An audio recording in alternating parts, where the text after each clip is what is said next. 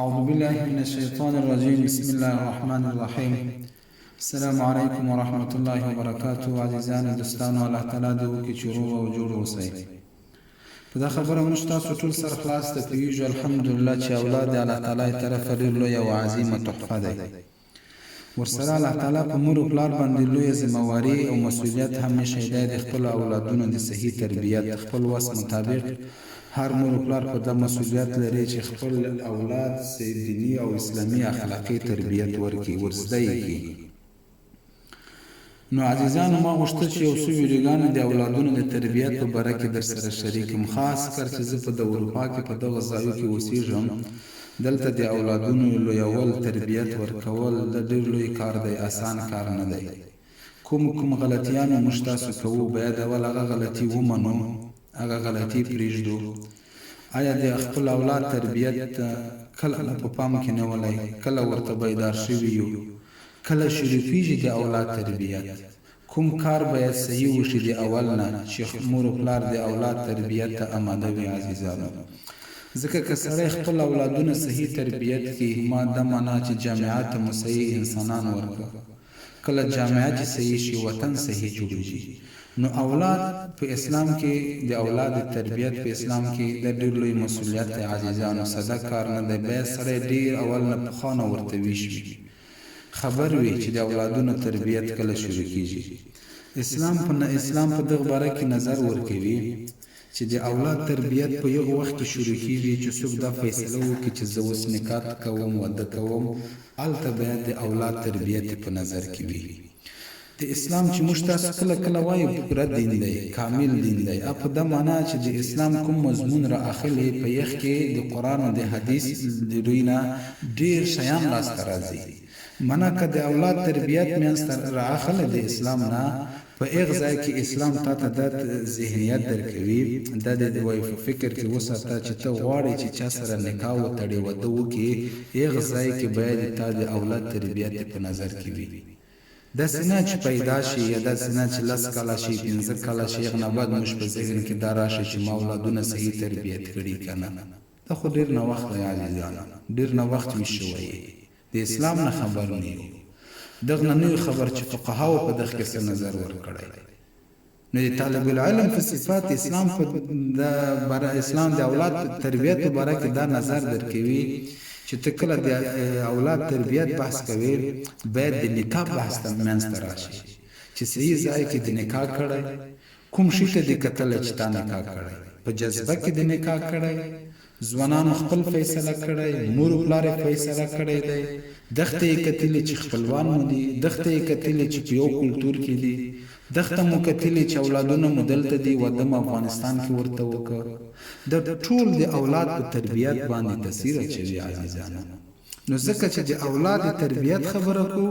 اول باید د نکاح د واده خبره وکړو چې کوم ځای کې نکاح کېږي، څنګه یې وکړو ورته. هغه نه بعد نورو ویډیوګانو کې به انشاءالله تعالی زه در سره شریکوم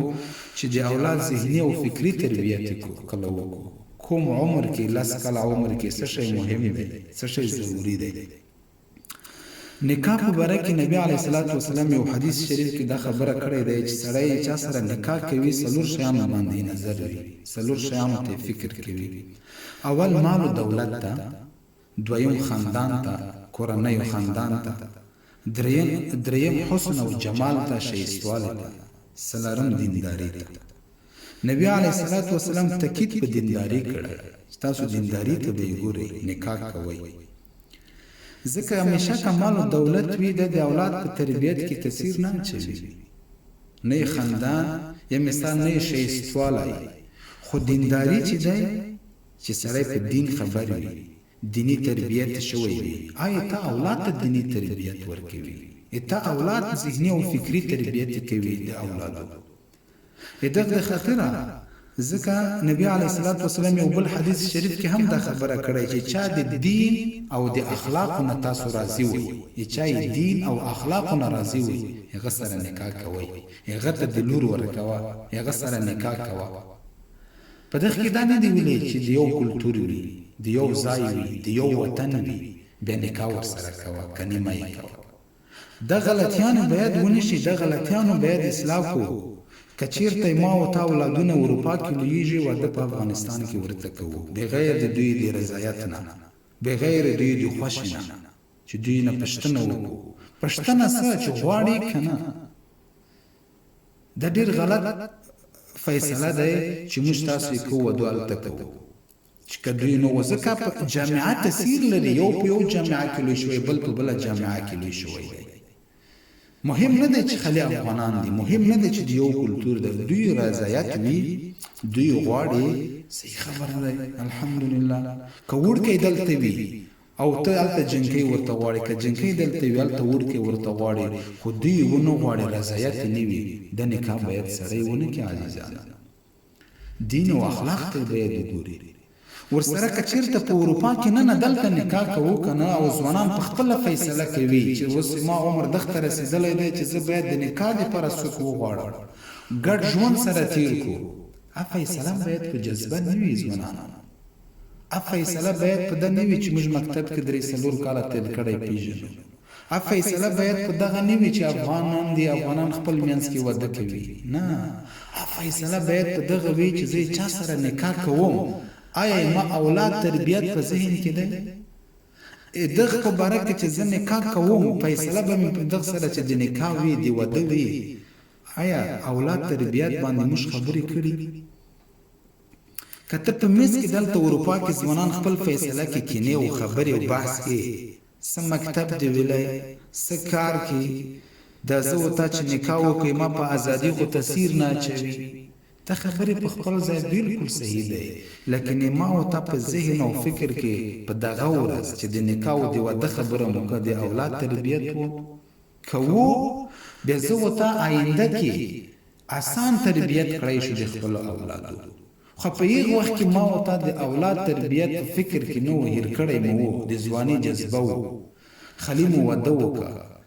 بس هغه وخت کې د اولاد تربیت نو فکر کې نه و ډېر سخته چې به د اولاد تربیت ته آماده شو ځکه عمر داسې تېرېږي چې پوهېږو هم نه نو ځکه نبي علیه الصلاة وسلام وایي تاسو دینداري ته ګورئ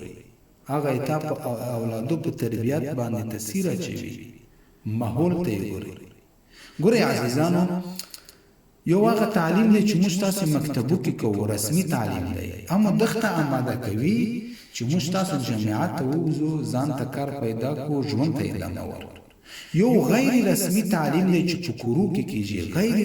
رسمي تعلیم ښه اولادونه جامعات ته ورکوي داسې اولادونه جامعات ته ورکوي چې یې فکري او ذهني تربیت شوی وي چې په ژوند کې هر فیصله کوي آیا هغه تربیت تاثیر پې اچوي چې تا کړی دی فیصله یې صحیح وي نو غیر رسمي تعلیم همیشه په کور کې کیږي که کور کې چیرته نکاح په صحیح ځای کې وشي د اولاد تربیت اسان تمامیږي عزیزانو ساده تمامیږي زه یو وخت یو خطبه ته تللی وم دلته عرب خطبه ورکوي جمعې ورځ نو عرب عالم په خپله خطبه کې دا خبره وکړه چې موږ عرب مور ته مور نه وایو مور ته مدرسه وایو این د مور غیږ اولاد ته مدرسه دی د تربیت د لحاظ نو که چیرته نکاح په صحیح ځای کې وشي نکاح په دغه بنیاد باندې ونه شي چې د خپلوان دي نکاح په دغه بنیاد ونه شي چې افغانان دي نکاح په دیني او اخلاقي لحاظ وشي چې د دین نه خبر خلک دي تعلیم دنیاوي عصري او دینی علوم کړی دی تربیت صحیح شوی اما په اولاد صحیح تاثیر اچوي دلته ما وتا ته په اروپا کې بس خپل اولادونه غواړي چې داسې چا سره نکاح وتړي چې مسلمان وي دیني اخلاق تربیت هم شوی وي اخلاق هم شوي خو موږ په ده باندې کوو چې افغانان نه دي غلط کار دی په ده یې باندې کوو چې هغه که بیا افغانان وي په ده یې باندې کوو چې خپلوان نه دی دا غلط کار دی غلط فیصلې دی ژوند کې که هغه ته دین نه راضي وي د اخلاق نه یې راضي وي بس په هغه ځای کې باید نکاح وتړي مخکې حدیث درته وویل چې نبي علیه الصلاة وسلام دا حدیث شریف کې وایي چې د چا د دین او اخلاق نه راضي وي بس هغه سره نکاح کوه نو چې کله د اولاد تربیت منځ ته راځي باید په نکاح باندې خبرې وکړو که په نکاح په وخت کې د واده په وخت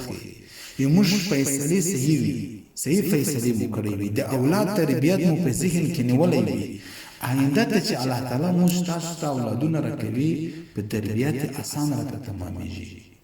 ان شاء الله تعالی بحث وجديږي نور ویډیوګانو کې ان شاء الله تعالی دا نظر در سره شریکوم چې کله دا فیصله صحیح وشي اوس دویم قدم کې څنګه د خپل اولادونو صحیح تربیت وکړو اسلامي، کوم شیانو ته مو باید فکر وي،